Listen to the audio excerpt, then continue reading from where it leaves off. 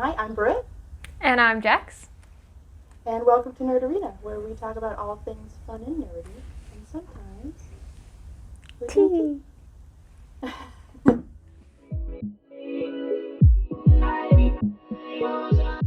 As you can see, we are doing something a little different today.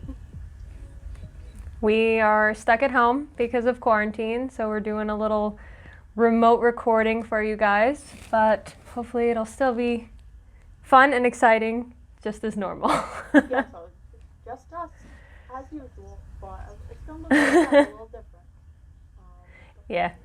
So today we're talking about something fun, something that everyone's been waiting for a long time, right? Yes. And especially despite many pushbacks of releases. Oh my goodness. Yeah, and of course we're talking about Cyberpunk 2077, which I've always joked about is going to come out in 2077 with all of these. Yeah. With all of these pushbacks. You might be right at this point. We're gonna get there. We're gonna see. Yeah, so I'm really excited about the fact that it's open world to such a huge extent. I've tried to watch a couple different videos, read a few articles to kind of get a sense of it. And of course, everyone's comparing it to The Witcher 3, just because that's, what is inevitably what's going to happen. And once a comment was made that the world is technically smaller, like on a mileage, like if you're taking square mileage, it's going to be smaller than Witcher 3, and that bummed people out at first.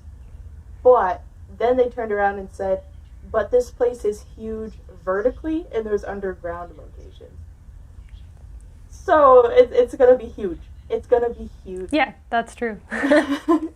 Right? And each building, especially when you get into the districts that have the huge, tall skyscrapers, are entire, not just neighborhoods, but entire systems, all within one building. So that's gonna be so much. Yeah, the little bit of footage that I've seen has looked so cool. And there's a lot of this kind of slums, futuristic city kind of thing, and it's just it visually looks very cool, and I'm very, very excited about it. Oh, it's gonna be great, and the 6 different districts are so different, right down to how they perceive crime. Like if you steal a car in one of the higher end districts, it's more police, so you're more likely to get repercussions for your actions. But if you're in the district that is, I'm not even going to talk about the one that's outside of town yet, because there's no law there. There's no law. You could do anything, and it's the only repercussion you might get is from the gangs, which is awesome. I just love that everything you do, even if you don't get arrested for it, or even if you don't get a police crew showing up to take you out, if you impacted some of the gang activity, they might eventually come for you. And I just think that is so realistic, so cool. It's got that feel of really good sci-fi, Mhm. And it's like having those repercussions makes it feel like a real, I don't want to say simulator, but you can immerse yourself in it more. Oh, definitely. Yeah. And nothing ends. Based on what I've seen, you might finish a quest line, or you might do a task, or do a heist, or do a spy mission or something, but it never ends because everything just kind of builds off of each other. And if you've upset somebody, or if you spared somebody's life, it's going to impact in different ways down the road. And I want to know what the limits of that are. At what point are people going to start seeing the same patterns between different game saves? Or is this just going to be an incredibly unique experience for each player? Yeah, which would be amazing. Could you imagine sitting down and talking about it and being oh yeah, when you get to this place and do this thing where that other thing happens, and you just sitting there what? That none of that happened for me. Right. And then, I mean, obviously main points are probably still going to be consistent, but everything else, little stuff, and I'm oh yeah, I did this thing, and then you'd be I have no idea what you're talking about at all. Right, it feels like it's going to be a game that you can't go, oh, did you get to this part yet? Right, yeah. That's what I was saying, but a lot more eloquent. No, I got you. I felt the wavelength you were on, and I just wrote it, and then I was you know what? Synopsis. Yeah. What's really cool is the characters are, for the player character, is completely customizable right down to every Yes. detail you could even, like, even details you've never thought you wanted to customize a character with, you can do that. Yes. And I think this is the stuff that everyone's kind of talking about. This is like the big, like, trending topic that everyone's kind of talking about is like character customization in this game because it's like nothing we've ever seen before. Oh yeah, I thought I could spend hours on a Skyrim character creation page, but no, you better bet my first six in-game hours of play of this game are going to be the character customization. Oh yeah. I spent a good hour on the name screen. What should I name my character? That's so good.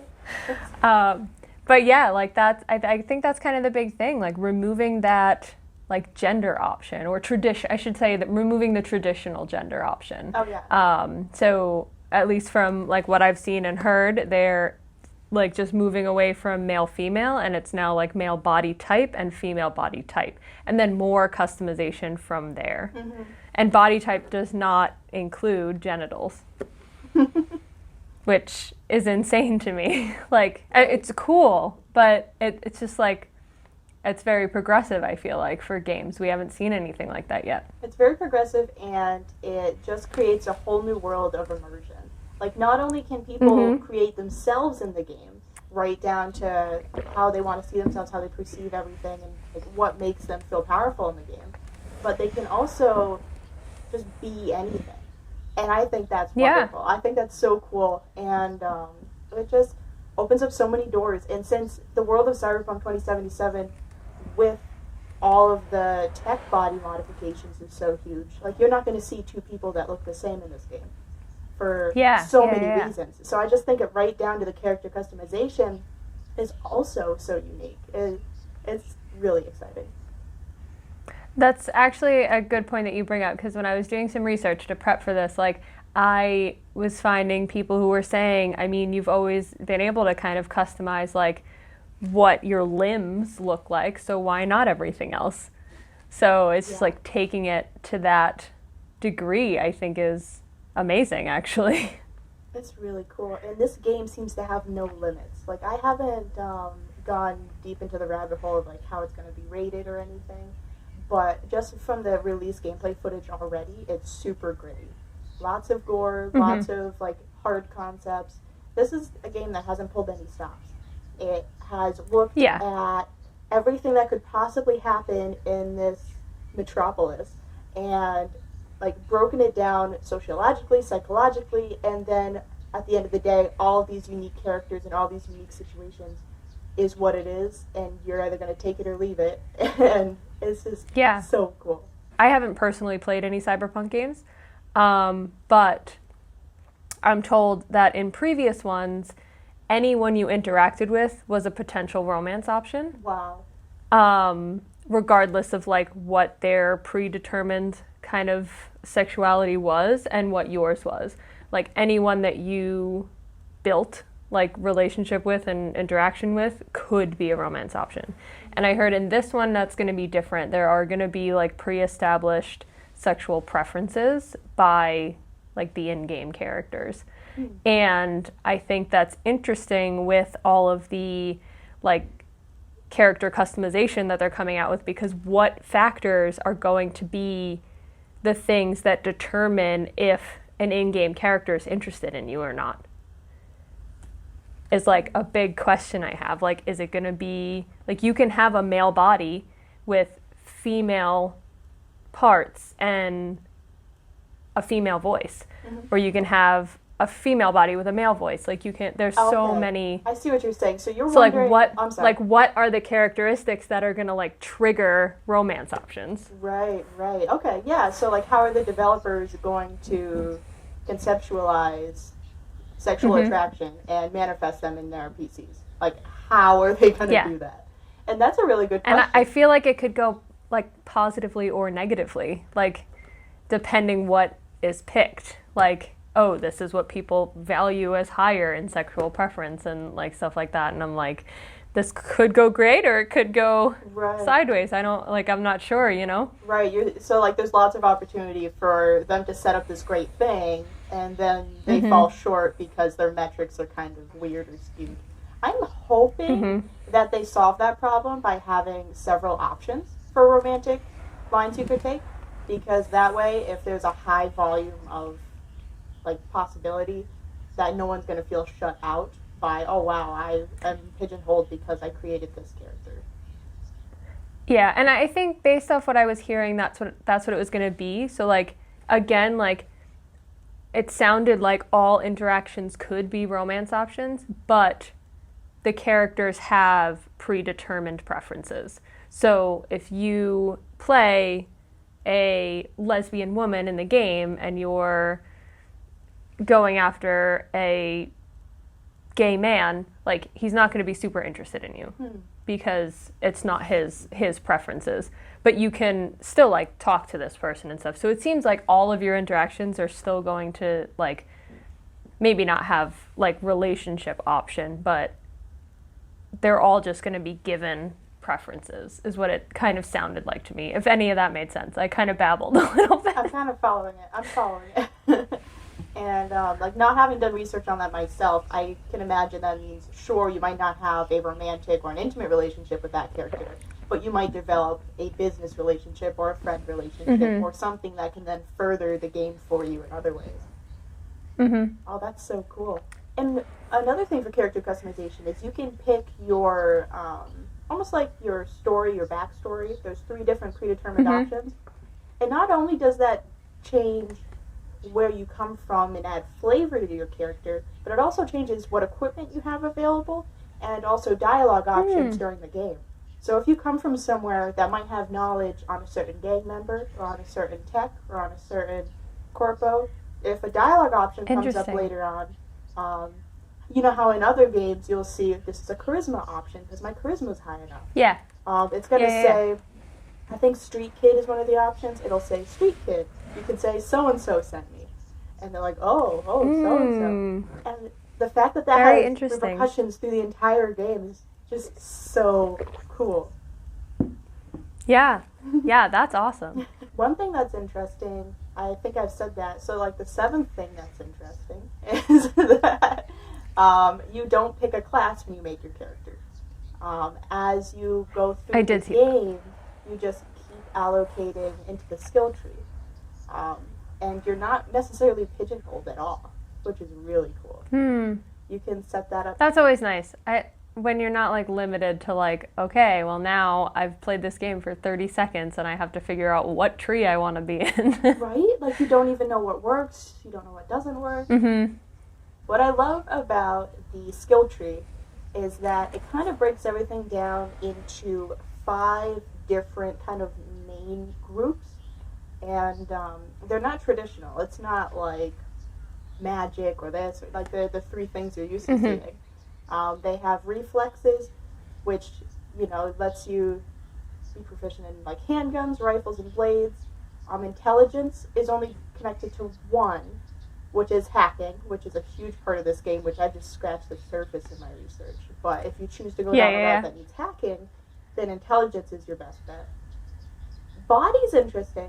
Melee, athletics, 2-handed, and shotguns are involved with body. I think that's really cool that they pulled shotgun away from the precision that's needed in the reflexes category.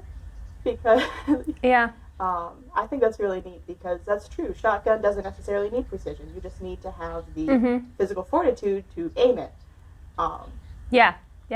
Technical is engineering, so that's nice and straightforward. But this last category is where it really was interesting to me. It's called cool. You can put points in cool. And cool, it doesn't impact how your character looks or acts. It doesn't give you dialogue options. But it helps you with sniper rifles, nerve, and assassination. So what that means is it impacts how your character acts under pressure. It impacts how they can do something while they're in danger. I know I just said it doesn't impact dialogue options, but I actually remember I just saw a video where they're being threatened. I don't know if they're being tortured or anything, but they're being threatened, and they can say a certain dialogue option only because their cool is high enough. Interesting. I'm terrified, honestly. This game, like, I'm obviously gonna play it, but I'm terrified of it. I am terrified. I mean, that's fair too. Like, if you're walking in the wrong part of town and you happen to, like, walk into gang turf, you get in trouble, like, bad trouble. And if you're in, I think it's called the outskirts, and that is, like, on the, obviously, the edge of the whole metropolis, and anything goes there. That's literally one of the backgrounds you can pick. Anything goes there, no police, like, it's insane, like, I'm afraid this is gonna be like Dark Souls, but in like a sci-fi way, that you can go down that road 5 minutes into the game, you sure can, nothing's gonna stop you, but you're gonna die immediately. Like, yeah, that's true. That's a really good point. And what happens when you die? I haven't run into this at all in my research. Like, what I does the also previous haven't, say? so I don't know. Like, is there permanent repercussions for failing a mission? And you just come back? This just reminded me. That's a really good point. I did see that you can get this kind of insurance, that there's this, like, flying first aid company that if you have the plan with them, they come and pick you up if you're critically injured. But you have to have the plan. Oh, interesting. So what does that mean? Does that mean, like, if you don't buy the plan, your game's over? Like, what's the benefit of having it or not? I mean, that would be horrifying. That's almost like death, like, in real life. Like, right off the bat, hardcore mode. Go. Like, holy.